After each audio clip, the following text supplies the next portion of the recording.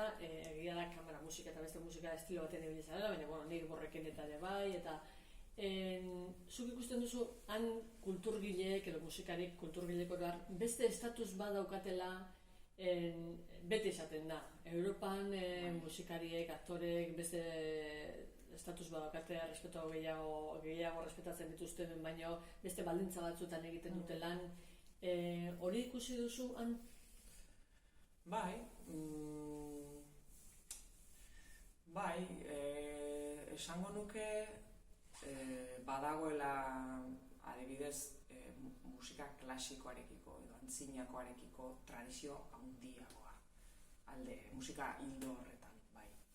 Europan, batez ere, Frantzian, Holandan, Alemanian, musika klasiko eta antzinakoarekiko jakituria orokor zabalago bat dago, jende askok ikasten du musika, jende asko musikari amaterra da, orkesta amaterrak daude, koro amaterrak daude, eta horiek danak, jende hori amaterra danak gero musika konsumitzen du eta musika kontzertuetara joaten da. Beraz, badago, errespetu bat musikariarekiko, zer esanik ez, musika klasiko asko hor sortua izan dela, ez.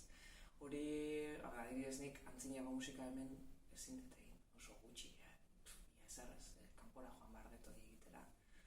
Hemen beste erabateko zirkuitoa dago musikala, ez, badira orkesta, gobernuak ordaindutako orkestak, orkesta bilboko ataliek, instituzio moduan, horiek ere badute berain ikuslegoa, eta nik uste horiek ere errespetatuak direla. Gertatzen dena da gian freelance moduan edo autonomoak diren musikariak Europa erdikaldean eta Frantzian beste eskubide batzuk badituztela, ez? Beste edozein langilek izango lituzkenak, hemen ezin diranak agian eman, ez? Batetik ez dago agian hainbesteko demanda, eta bestetik oraindik ere konsideratzen da musika hobby moduko bat. Eta, uste danon ardura dela horri buelta ematea, ez bakarrik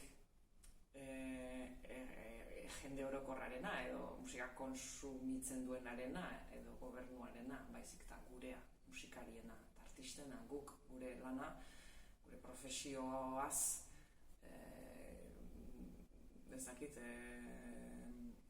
eraiki behar dugu errespetu bat eta gure lana serio hartu eta serio egin gauza bat ofizio bat dena erreibindikatu hori bezala eta lotxi gabe san musikaria naiz.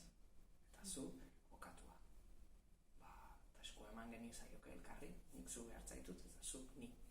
Eta hori danon lana dela, iruditzen zait. Badago oraindik zer egina eta ea lortzen dugun. Listo. Vale, es muy fuerte, traje.